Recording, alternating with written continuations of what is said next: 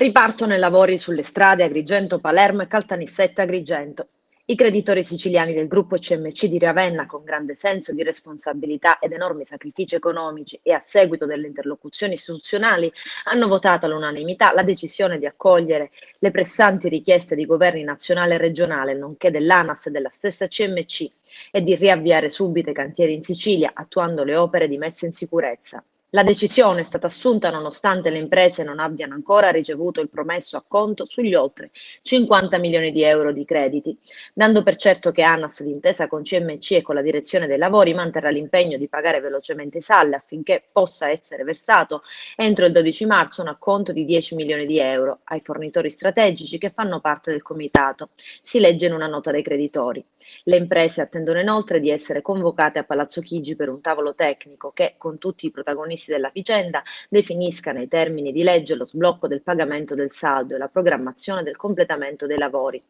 Abbiamo risposto sì, spiega il Comitato dei Creditori, unicamente per evitare che venerdì prossimo ANAS revochi gli appalti al gruppo CMC per inadempienza contrattuale.